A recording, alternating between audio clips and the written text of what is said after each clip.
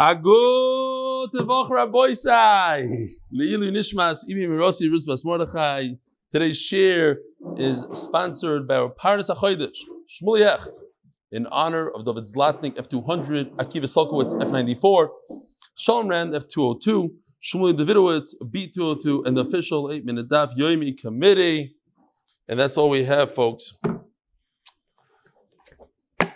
With us today, it just so happens to be, I have a picture. Brandon, that's you? Get over here. He doesn't have to get over if he doesn't want to. I have a picture of him. He's here with my Rebbe, Rabbi Didi Kramer. If anybody wants to see, you want to get over here? Say Shalom Aleichem to your father. Michael Benchetrit in Florida. Meanwhile, I'm going to read this email to you. It says like this. Good morning, Rebelli. Come. Brandon, come. No, you don't want to. My name is Chaim Gewurtzman from Waterbury, Connecticut. I just wanted to take a moment as we get close to completing Masechtas Beitzah to say thank you for taking me from doing the daf to now learning the daf. It's an afkamina doing the daf and learning the daf. Shalom Aleichem, Brandon. Say hi to your dad right over there. Say hi. What yeshiva do you go to? TJ! Givaldik. Who? Oh, Yehuda Stefansky. Hi, Yehuda. Send regards. Tell him to come to shir. Start watching a little bit. Shkoyach, you gonna come for Shabbos or something? I was here for Shabbos. And you didn't come visit? Yosef, you were by Yosef for Shabbos? Unfortunately, yeah. I heard that. Very nice. Next time you know where to go. Over the last few years, I've done the daf on and off on my own and often fallen behind. After 17 years on Atzal, I've continued my training and went back to get paramedic. Akiva Tepper, RL 97, has been my paramedic Rebbe and mentor. Often when he's getting together to study, he would say, I just need a few more minutes. I'm finishing Rebelli's shir. His passion and dedication to the daf and Rebelli's shir caught my attention. I started listening to your shir and it's been a game changer. I look forward to hosting a scene and trying to recruit 3 new members to join Rosh Hashanah. Much appreciation from Waterbury, Connecticut. Chaim Gewurtzman, Queens 82, Waterbury 9. Your Talmud, Chaim Gewurtzman, LPN, Chief Executive Officer. Shkoya Chaim, 3 new guys. Rabbi said, it's only a few days to Rosh Hashanah. Chap Arayin. Okay, we shall start this year. I have another very interesting email from a woman. I want to read it. I want to see what you think. But it's going to get to the sugya a little bit. Another thing I forgot to print the email. I got an email from Chaim Weissman, and he says that whoever wants, he made a chart from Shnai Mikra V'Echad Targum. It's a perfect time to start Shnai Mikra V'Echad Targum. I think it's only about 5 minutes in Aliyah. So it's 5 minutes a day. 5, 8 minutes. How long does it take you? No, not with Rashi. 5 to 8 minutes. Come on, it's not more than that. Depends what? In Aliyah. Okay, 10 minutes in Aliyah if you're a very slow reader. If you're a slow reader. Listen, it's whatever the Balkaira does times 3. It's not the end of the world. So if you want a chart, look up Yosef, you'll put it on the screen, his email address, where to get the chart. Fine. Water, not tonight. Okay, whatever. We used to have good help here. All right. It's a chart, just an easy chart to mark off. You did this aliyah, that aliyah, this thing. Okay, fine. This parasha. Rabbi said, we started the sugya. We'll do it over again. And now we have charts and everything's good. Givaldik sugya, easy stuff today. Shamalech, yeah, it's your guy. You're in. You got the Gemara. Even if he leaves now, you got it. Omer Shmuel, Shkoyach. Baruch atah Adonai melech haolam she'akol niyeh b'dvaroi. Check out those new Gemaras. Everybody here could be Zoich on a new special edition, one of a kind, MDY Archwell Gemara. Join Daf Yomi.com, that's what it is. Join Daf Yomi.com. Go to 8minutedaf.com, whatever you want. Amar Shmuel. So we did the sugya. We're just going to do it real quickly again so we know it's flying here. We stopped in the middle of the sugya. If you have a knot tied to something that's attached to the ground, karka, matir, you're allowed to undo it. Why? Because this is something that we do and undo all the time. So therefore, it's mutter to undo. Avaloi mafkia veloi choitech. So, unfortunately, I brought these tzitzis as an example. I don't usually wear these, of course. This would be mafkia. If you start going like this, unraveling the thread. You see this? No, there's a knot here. That's it. Doesn't go. Here, I'll try. It doesn't go, you see? Mafkia. V'loi choitech. You cannot cut the string. Why? Because it's karka. Yesh binyan v'stir bekarka. You're breaking the ground, something that's attached to the ground. Shibikelim. What if we're talking about a kli? To remind everybody, the kli is tied down. Matir umafkia v'choitech. You are permitted to snip it, to unravel it, and of course, to undo the knot. So this is Shmuel. So our boys say, here we go. Here's the chart. Shabbos, Yantif, Karka. There's three categories in what Shmuel just said. If it's Karka, just to undo it, it's mutter on Shabbos even, to undo a knot. If it's Karka and you want to cut it, he says it's usher in both. And if it's a kli, mutter, Shabbos and Yantiv, you're allowed to cut, you're allowed to do whatever you want, but in Karka you're not allowed to cut. Karka, you're allowed to, even on Shabbos, undo a knot. Okay, that's Shmuel. We're going to ask a kasha from over here. There's a little bit of a contradiction here. You see the X over here, Karka, and there's a check by Karka. That's the whole kasha now. Says Gemara, Meisvei, Choysama shebekarka, B'Shabbos matir avaloi mafkia v'loi choitech, B'Yantif matir umafkia v'choitech. Over here it says that on Yantif, you're allowed to cut. And Shmuel says on Yantif, you're not allowed to cut from the karka. That's it. We have a question, black to black. Karka, on Yantif, he says you're not permitted to snip the string. And over here in the Beitzah says you are permitted. Says Gemara, one answer, the Gemara tries and goes away from it. Romani, Rebbe Meir. Meir says, so, if you remember this picture, Remeir holds that you're permitted to remove bricks from a storage facility, provided that there's no cement. You're allowed to do that on Yantif. So Memela, it's not a real malacha. There's no cement. You're allowed to do it. So that Remeir also holds for Oichel Nefesh, for food on Yantif, you're allowed to snip away. Says the Gemara. I hold like Rabbanon that you're not permitted. Okay. You have a mayor who's very, very makel. You're allowed to take apart stones on Yantif. So you're allowed to cut on Yantif. I don't hold like Rabbanon. I hold the Chacham. Ask the Gemara. But those Rabbanon don't argue on a mayor when it comes to undoing a string on Yantif.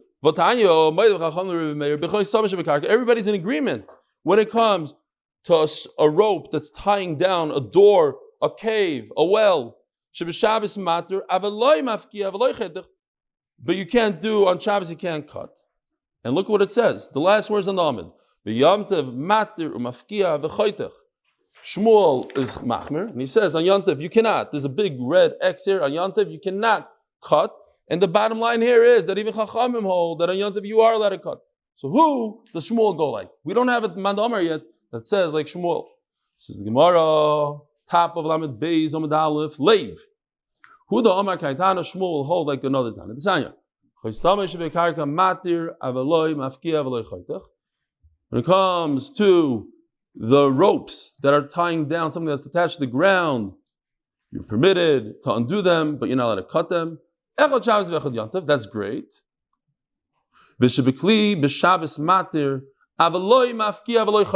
Here it goes. B'yantif matir umafkia v'choitech. So over here we have avaloi mafkia echad Shabbos v'echad yantif. It says before in the beginning. Look again. That's this case right over here, the black. We're looking for yantif. Somebody that says the yantif it's also to cut. It says over here avaloi mafkia v'loi choitech. You can't cut when echad Shabbos v'echad yantif. Even on yantif you can't cut. Oh, so we have a man Omar that says like Shmuel. Now we have a problem. Because if you continue, it says, Vishabakli, what does Shmuel say in a Kli? Everything's permitted. Here, the last line here, the dark blue, Kli choitech, you're allowed to, even on Shabbos, you're allowed to cut a Kli. What does it say here in this Beitzah? If you're telling me that Shmuel goes like this Beitzah, we have a little bit of a problem. How does he fix the Calev? Vishabakli, b'Shabbos matter, avaloi mafkia, avaloi choitech. Over here in the Beitzah says a Kli, you cannot cut. And he says a Kli, you could cut. So when it comes to a Kli, we have a problem. This Beitzah doesn't add up to Shmuel. Says Gemara Teratz L'Chareisha. You have a great Mando Amar that says it's also to cut on Shabbos and Yom Tov when it comes to Karka. But that same Mando Amar says that it's also. I don't have it on the chart here, but it's also to cut a Kli where Shmuel holds it's a mutter to cut a Kli. Says the Gemara, Hamani Reb Nechemia. So the Gemara says beautiful. Introduces the famous Reb Nechemia. If you have a jacket on Shabbos, according to Reb Nechemia, a chair. In fact, if you look in the Shulchan Aruch, it says you're not allowed to move anything on Shabbos, even a chair, only the tzorech.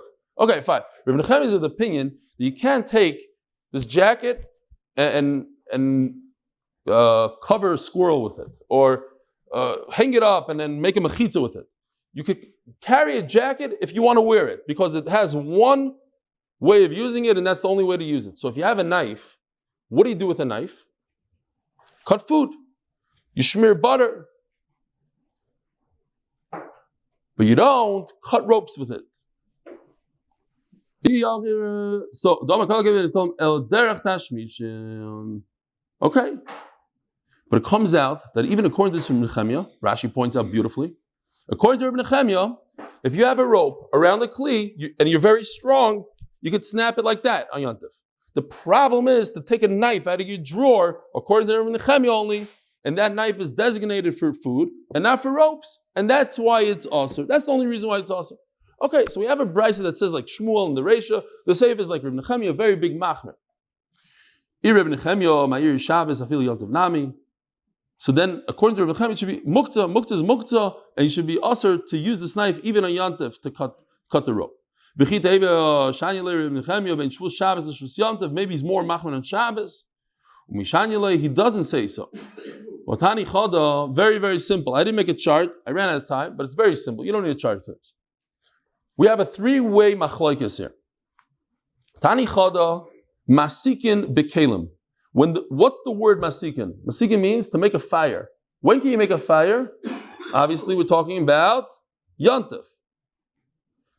Masikin bekelim ve'ein masikin b'shivrei kelim. You could take a nice kli, throw it into the fire. But if it's broken, then you can't use it as firewood. Why? Because it's like noilad.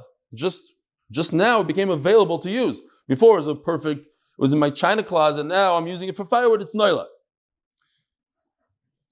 So this is one shita. You could use for firewood a kli, but you cannot use a broken kli. The second shita is masikin bein bekelim bein b'shivir kelim. No problem. Everything is fair game, even broken kelim.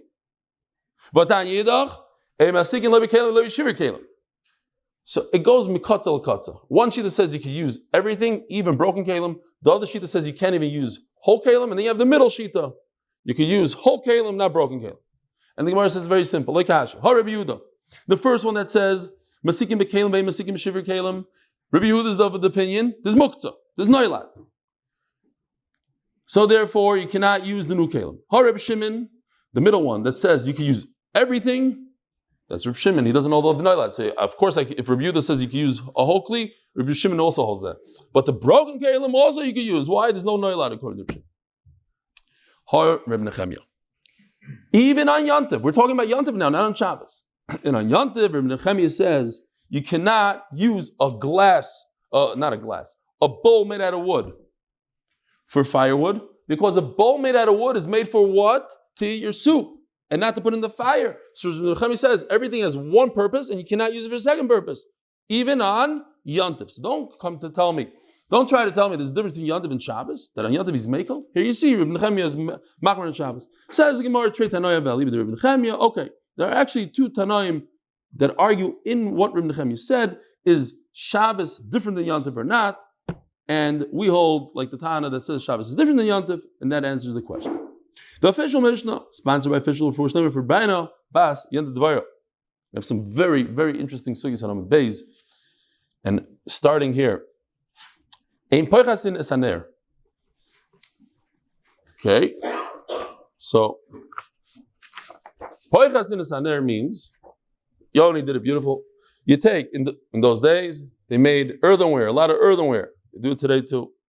You take some, I don't know what, mud, whatever you want to call it. Clay, thank you, mud, clay. We're going to be talking about mud also, but clay, okay, clay is better. And then step 2, you take your fist, you give it a nice punch, and you have this. You have a little bit, you have like a bowl. So you can't do this. It's a small little item, and you can't form it on Yontif, because you're creating a kli on Yontif. Okay. Ve'ein, oisin, pechamim. You can't make, there is a picture somewhere, but it's not organized well tonight. I ran out of time. Here, oisin, pechamim. Here we go. You don't need a picture, it's geschmack anyway. You can't make charcoals. Take a piece of wood from the fire and put it over here. Now, who uses charcoals? In those days, they didn't use charcoals on the grill. Rashi says that the goldsmiths used to use it. The silversmiths. Those are the people that used to use it.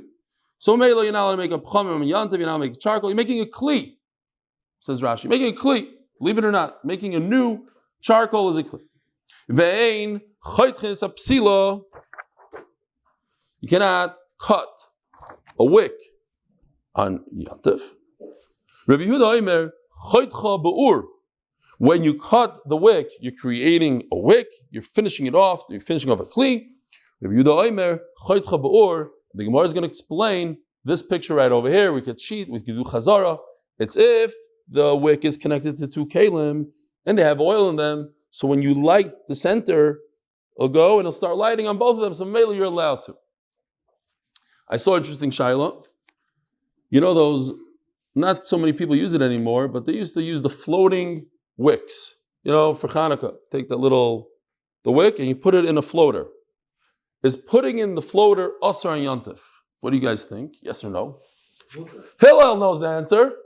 Machlokes. So, but I saw very interesting. You can think about this. Rav Vosner says that he thinks it's mutter. He himself doesn't do it. He says it's mutter. Why? Because a wick is a finished product. It's a wick. Now, yes, it will fall into the oil if you don't float it. But in itself, it's a finished product. Whereas, what? I'm talking about the floater. You take the cork, the floater has a hole. You want to take the wick and you put it into the floater. Is that asr? You're finishing off a kli.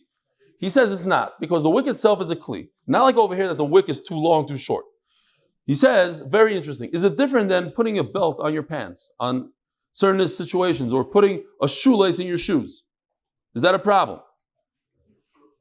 So he says, shoelace in your shoes is, you need the two things together. One without the other doesn't work. A shoelace is nothing without a shoe, and a shoe is nothing without a shoelace. A belt is nothing without without the pants, and the pants are without a shoe.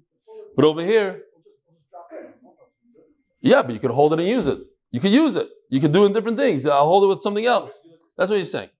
A wick is a wick. That's the svara. You want to argue? I hear it's a little bit interesting. That's the svara, and we could go weiter. That's why it's a machlokes. Says the Gemara. Who's the Tana that says that punching this dough, this clay, is creating a kli? Because what's the next step? Doesn't show it here. It's putting it into the fire. You have to put it in a kiln. You got to heat it up. I don't know if you ever did this on, Chalamayit trip. Well, Chalamayit is a little bit of a problem. But, one of the fun things to do is you go to one of these places and you draw on, they give you like a thing, but then you have to come back like a month later because they put it in the kiln. You come back a week later when it's ready. This klei cheres is good stuff. It's a fun thing to do. Not a chalamoy though, because it might be malacha or whatever. Fine. All Rabbi Yosef, Remeir here. This is Remeir who says that just punching this is creating a kli.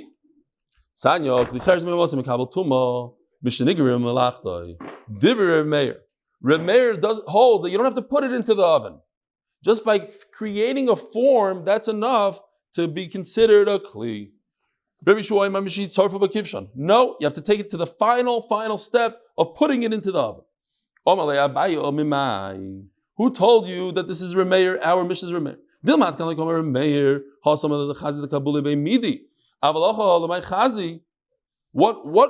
could you possibly put in some of this stuff?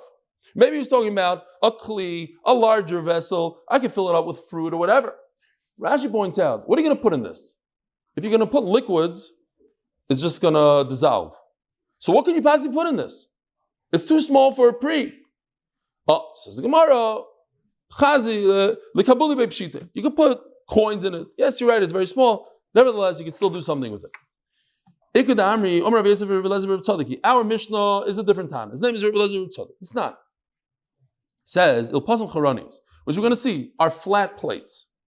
Tahirois ba'oil hameis utmeois b'mas hazov. These flat plates that don't have a base kibble, because the Torah says, v'chol kli pasuach, asher ein somen pasal of tamayu. The pasuk says it's a kli pasuach, it's open, it has a toich. If it doesn't have a toich, it's not mekabel tuma, but tumas oil. Oil, if there's a dead person in the room, and you have a flat plate, not mekabel tuma. However, utmeyo is b'masa azov. If a zav pushes it, he doesn't even touch it, it's on the table, and he moves it like this, it's mekabel tuma.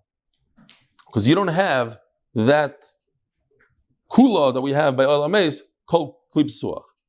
Rabbi Eliezer Rabbi Yitzchak Oimer, after Hayres b'Masa Azov, it's not Tomei. Why? Lefish lo nigmer malachton. What? So the Gemara's medayik here, diuk. Beautiful. Says Rabbi Eliezer Tzadok, the reason why a flat plate is not mekabel tuma because he didn't finish the malacha. Meaning, if you punch a nice hole in it without putting it in the oven, that's gemar malacha, and it is mekabel tuma. So here we have a mandama that says that by punching it, forming it, nigmer malachna before putting it into the oven is mekabel tuma, and that's why you're not allowed to do it on Yantiv. You can't do that on Yantiv. That's Rabbi Eliezer Tzadok.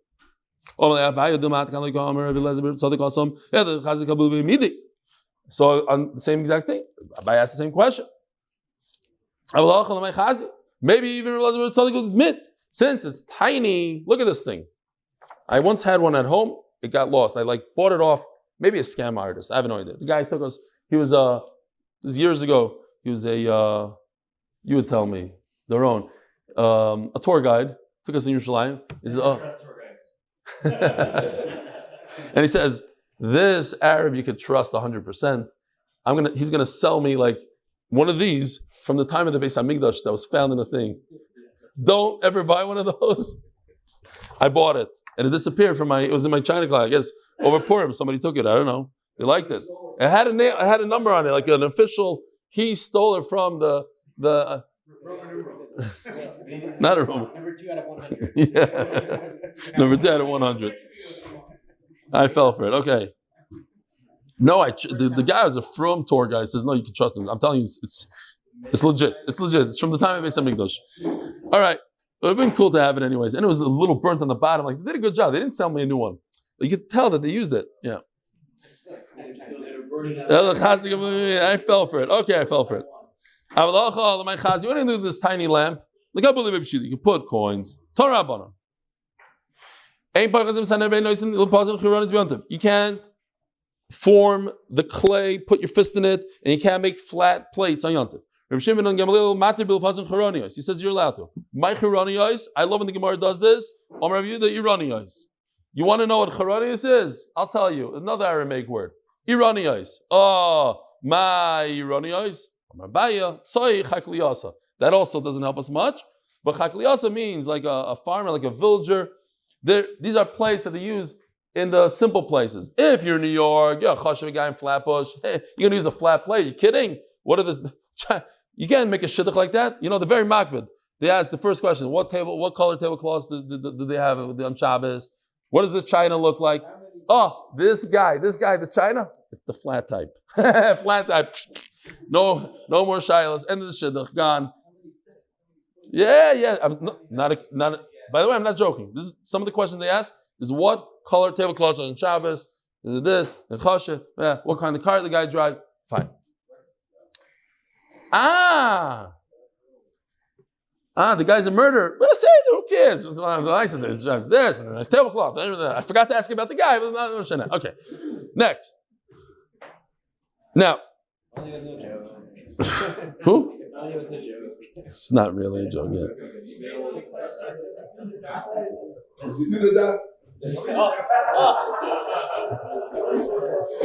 He does the daf, but he sells treif to the whole monthly, whatever. Okay. Zokti Gemara, Beina Isim Bechamim, Pshita. What?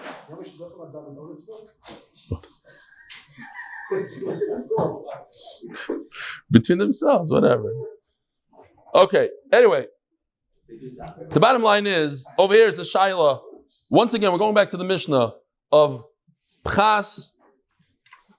The manova that holds that you're not allowed to take the stones off the wall. Reb Shimon holds you're allowed to because you're allowed to take stones off the wall like Remeir. Okay, weiter. Bein oisim pecham. Pshita. You're not allowed to make charcoal. Lamai chazi. What can you do with it on Yontiv? You can't give it. The guy can't make gold and silver. You're not going to be using it. What are you doing? Tani Reb Chia. You want to give it to the mikveh guy, to the bathhouse guy. He needs to heat up the water, and you give him the coals. How can you take a bath on Yontiv? Now, there are people that take baths on Yontiv. So, look up the halacha. The Gemara says over here, now I take a bath on Yontiv. So, it goes like this. If the water was heated up on Yontiv, you're not allowed to take a shower on Yontiv. If the water is heated up Erev Yontiv, if you're a Sephardi, you could take a shower. And if you're Ashkenazi, you cannot take a shower. However, if you use water that was heated up before Yontiv, and the Achrayim are done, whether our, the solar system is that considered before or after, fine, go into that. But everybody agrees that if it's before Yontiv, and you do aver, one limb at a time, you don't put your whole body under the water, then it's okay. Again, I'm not a rabbi, I ain't chum, but I asked my wife, because I know that sometimes she's a shtickle makel on a 3-day yontif. I said, how do you do it? She didn't say aver, nothing. So you have to know these halachas. Oh, I just threw her under the bus again.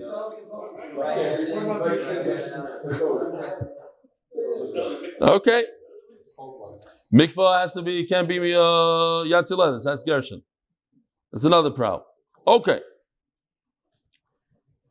Kedama Rava, Lahaziyah, becoming Gzera. So we learned already the sugya. There was different stages to the Gzera of bathing on Yontif, on Shabbos, and there was once upon a time in which is mutter to go to the bathhouse and just schwitz it out over there. And then they made a Gzera in the time of the Gemara that you cannot even schwitz.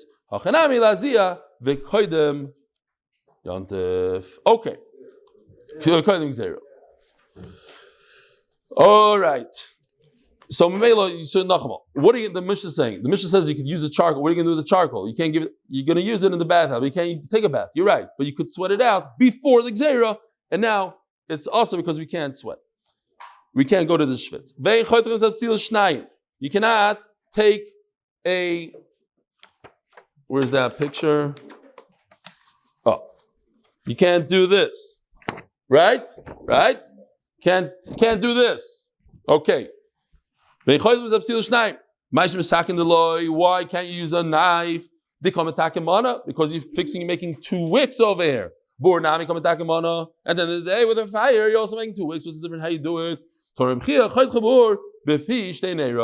As we explained before, it's already attached to the 2 guys that I got ripped off on, and you just cut it with a fire in between, and then it goes. It lights. So you're lighting a fire on Yontif, and that's okay.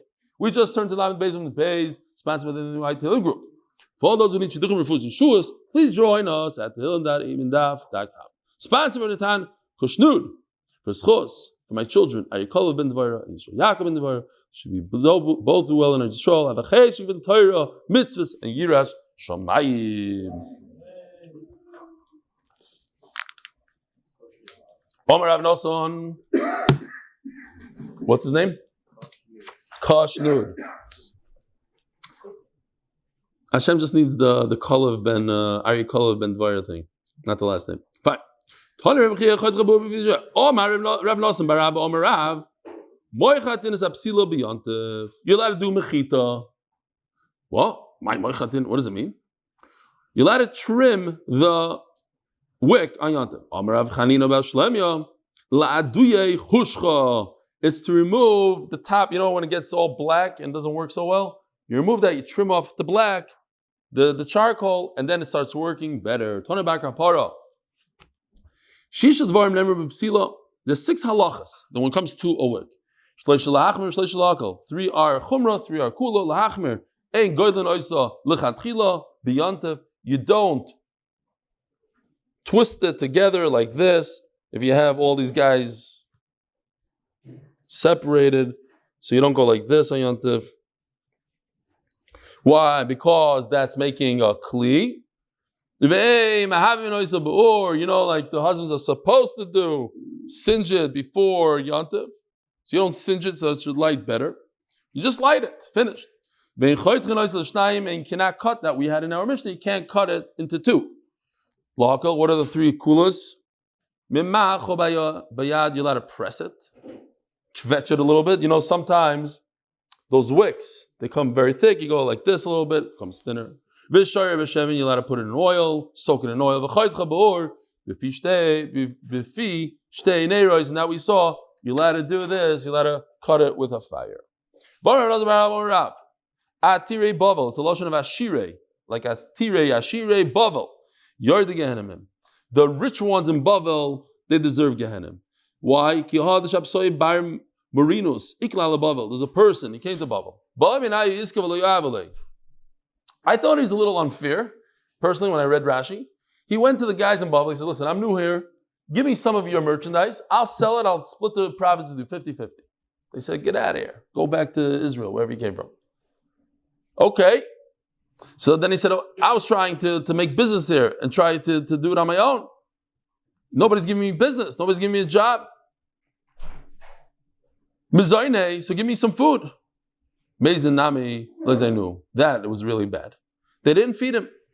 Omar, hani me'eriv rav kasu. These are the people that are not true Yidden that left Mitzrayim. There was some of the Mitzrim that try to, pretend and get in there and leave with the Yidden. This is not the real deal. Why? And what's the end of the pasuk? Rashi brings it. Rashi says he brings it as if it's in the Gemara. That your forefathers had Rachmanas, Kol Merachim al Abriyos, B'Yadua Shu Mizar Shel Avram Avinu, V'Chol Mi She'einoi Merachim al Abriyos, B'Yadua She'einoi Mizaroi Shel Avram Avinu. So first of all, we have a chiyuv to act like the Rebbeinu Shleilam. Snai b'midayis v'Kadosh Baruch Hu ma'u rachum. With that, Kadosh Baruch Hu is merachim on us every millisecond. Gives us mezainas, gives us life. So we have a chiyuv to act like Hashem. We don't act like Hashem.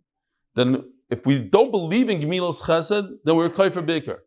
Then we're kaifer HaKadosh Baruch Hu. But we have a chiyuv to be like Kadosh Baruch Hu. Anyway, I'll tell you a quick story because it's Motzei Shabbos.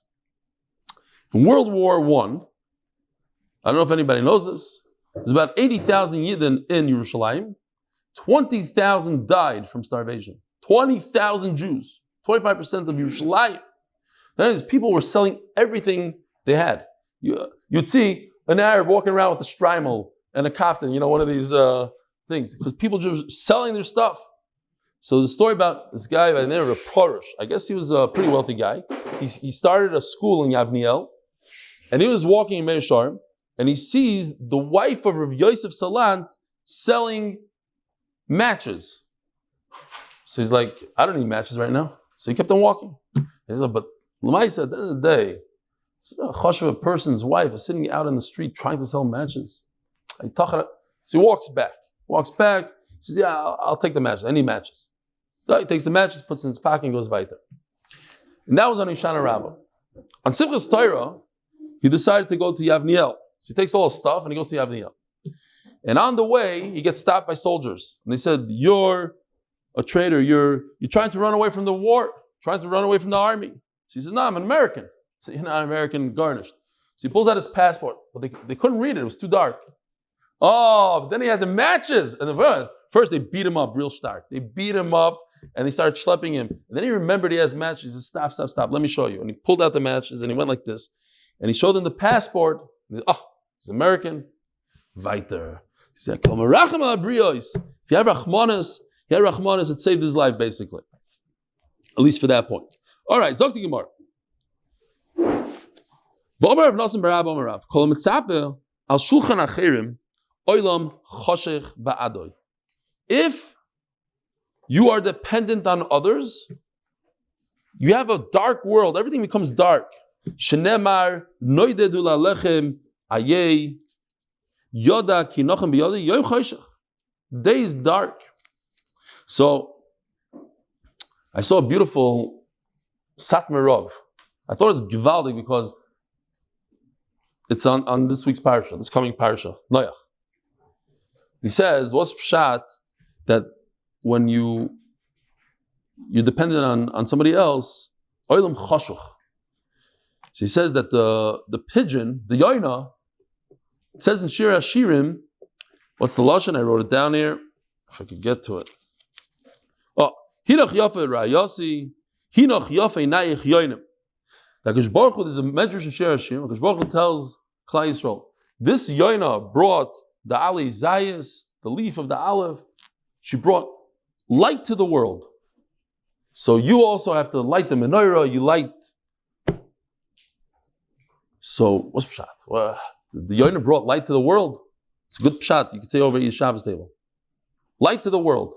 So he brings the Gemara in Eruv in Daf Yud Ches. We just learned it 2 years ago. No, I don't know how long ago. What was it? How long ago was Erev in Yud Ches? A year and a half ago.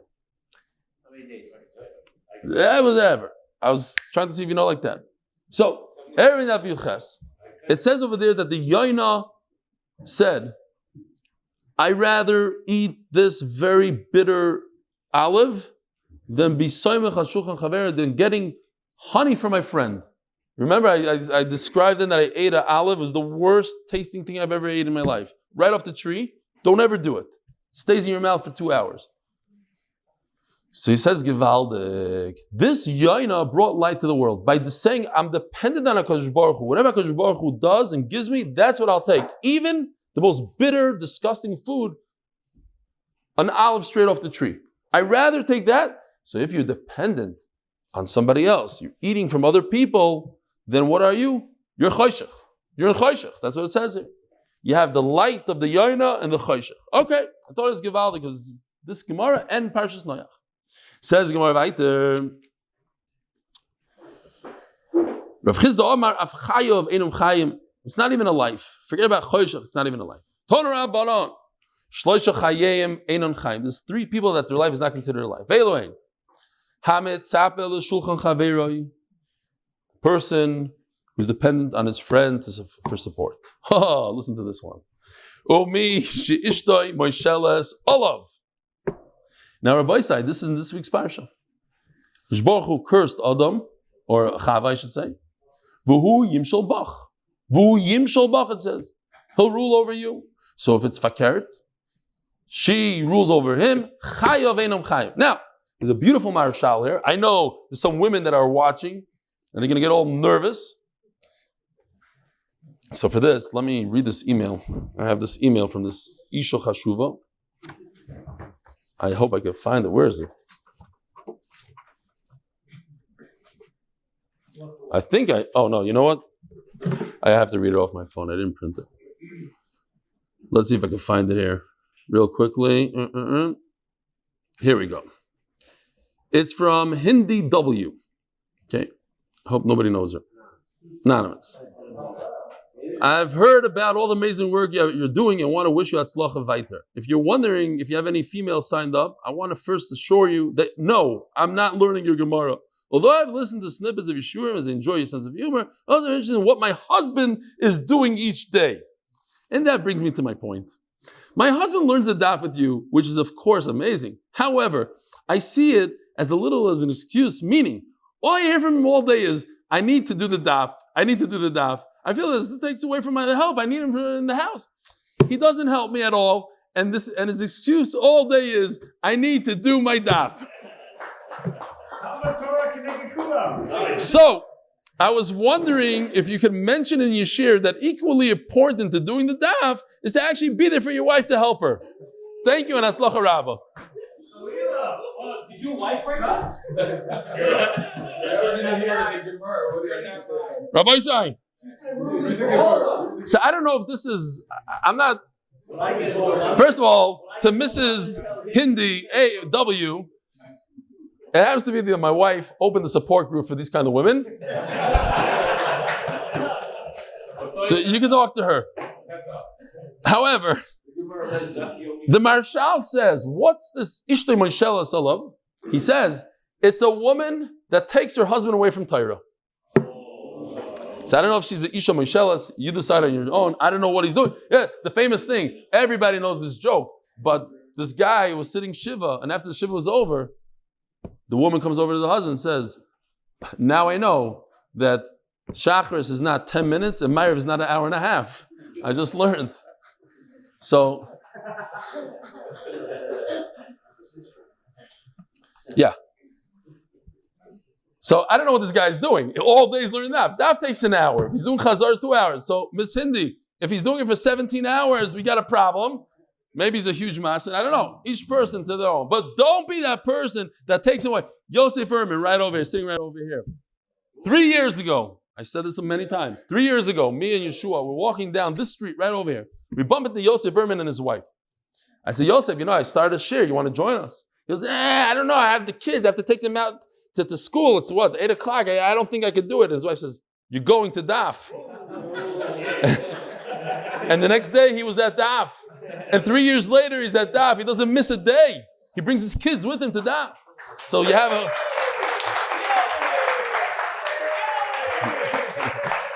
Yosef, my twin, get over here. Get over here. This is my famous twin, Rabbi Isai. Everybody walks over. At my son's bar mitzvah, they all gave him the bar mitzvah gifts.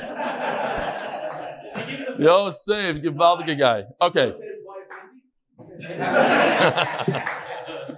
Fine. Weiter. Umi shi yisurim boishlam begufay. A person that has terrible yisurim nebach, we shouldn't know from these things. People with the machla and they have terrible pain and different yisurim. There's a lot of different yisurim. The moishel begufay, they control his body. Chayav enim chayim. V'yashoymrim af mi sheyesh loy she'ein loy ela cholek echad. If a person only has one beged. Now, Rabbi said, this is Yerushalmi here. I spoke about him many times. Meir Koenig. He's thinking about joining the shir, and I told him, today I'm bringing a live creature to shir. So he says, what is it? I said, listen. We're talking about Misha Ishta Michelle Salav. I was thinking about bringing your wife. He says, if you bring my wife, I'm coming right now. I said, no, I'm not doing that. But I did want to bring a creature. Now, unfortunately, I'm not making this up. The creature was nifter over Shabbos. I brought it. Here it is. I don't know if I should show the oilam. I really didn't know. I'm not joking. This is a big part of the creature. What do you think? He's excited already. Where are the gloves? The gloves. Here's the creature. Right over here. This is a louse. It was live on Shabbos, I promise you. I got it. I'm not going to say how I got it. Not from me, I promise. I got it. And it was running around this thing. I guess I didn't feed it and I didn't give it any air. And it perished over. But if anybody wants to see what it looks like, it's very, very interesting to see what's going on here. He has 2 major eyes. They're very scary stuff. Wow. You'll say if you have work to do. Anybody want to see this here? Rabbi Schoenberg, please. Okay. Why am I saying this? Because this is a Gemara about a louse. What I dropped. Oh, the Shemata is fine. Now, We'll get it afterwards. If a person only has one beged, says Rashi, he doesn't have an opportunity, he doesn't have a way to clean it out of the lice. He has lice. How's he going to throw it in the washing machine? He has to wear it. He can't go to the washing machine naked. So he's stuck with lice. It's a terrible life. If you have all these lice, it's disgusting. To have these things crawling over your body is noirevayim. At the end of the day, you could remove the lice, so it's not the worst life in the world. You go into a room somewhere and you'll pick through it and take out the lice. Okay, says the Mishnah. This Mishnah is sponsored by official Refuas and Yeshuos Avram Yosef ben Chana, the official Mishnah. Ein shoivrim esacheres vein choitchin esanior litzlis by maliach. Maliach is a fish. You cannot break. Where is this picture? Oh. This is your fish. This is the maliach. It's very, very sensitive. What's the word? It's very delicate. And if you put it directly on the grill, it will burn. So you got to put something there. So they'll take a piece of paper, soak it in water, and put it underneath. And that protected the fish from burning. Or earthenware, broken pieces of earthenware, same idea. Vein garfin tano v'kirayim. You cannot clean out the tano v'kirayim. I don't know if we need a picture of tano v'kirayim. I have it if anybody wants to see. Garfin means, says Rashi, beautiful Yoni, the picture right over here. You have a stone coming right off the brick oven, falls down. I want to get rid of it. You're not allowed to do that on Yom Tov. Aval mechabshin, you could push down, as in this picture, crush the coals so there's more room in the oven.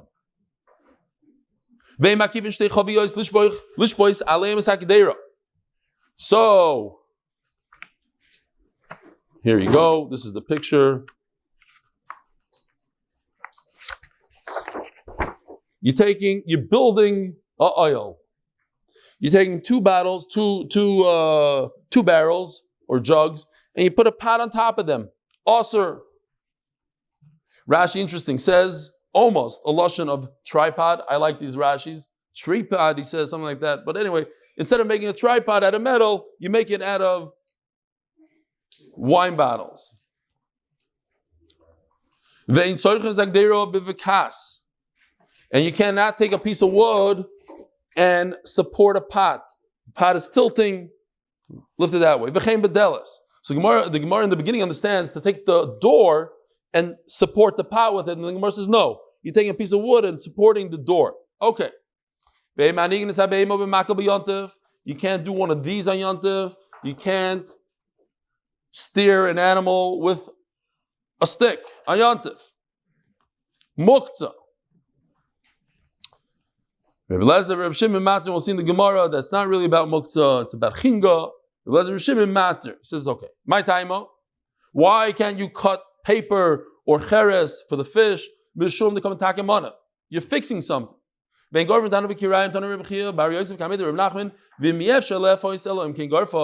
only way to make food is to remove the stone that fell into your oven, mutter. And the Gemara brings a raya, the Beitzah of Rabbi Chia, the wife of Rabbi Chia, Nafala, Aricha b'tanur b'yamatava, a brick. That's, I guess, why Rashi said a brick fell into the oven. So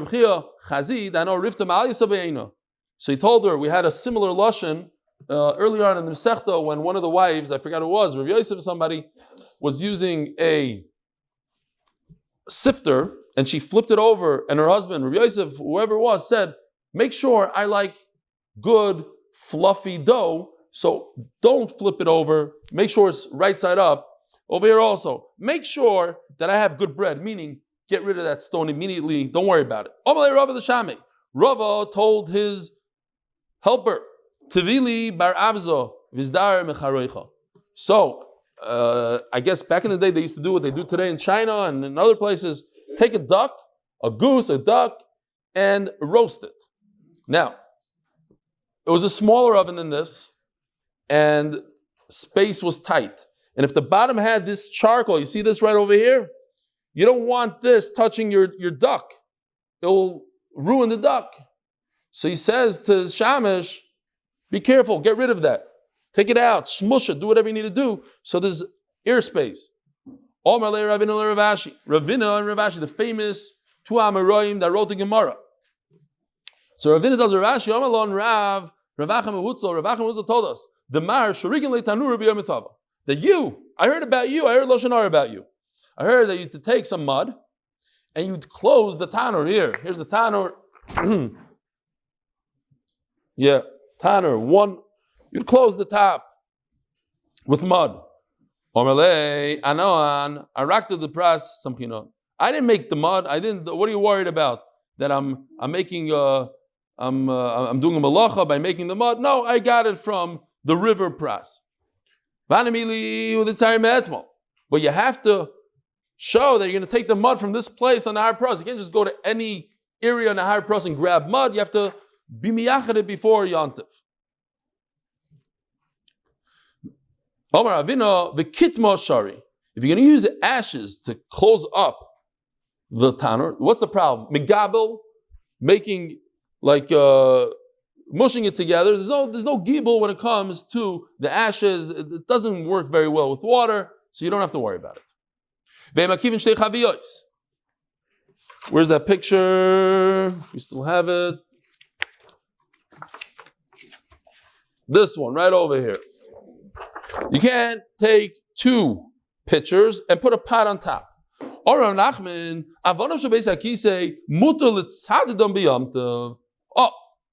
So unfortunately, Yoni didn't depict it, so I had to find my own picture. This is a really old toilet. Maybe a couple thousand years old. Says Rav Nachman that you're allowed to place the two stones and put them next to each other. What are you putting on top of this? Your body. So isn't that similar to this case right over here? Two stones, two pitchers. No fire. Depends. Depends what you ate. Depends what you ate. Says the Gemara, how are you allowed to do this? You're building a tent. Over here, it's a true tent because there's a roof. Over here, there's no roof. So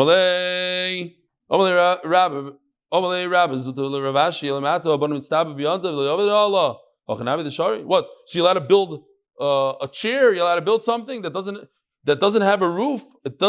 It's not providing shade over something. It's just a solid piece that you're allowed to do. That's not considered binyan.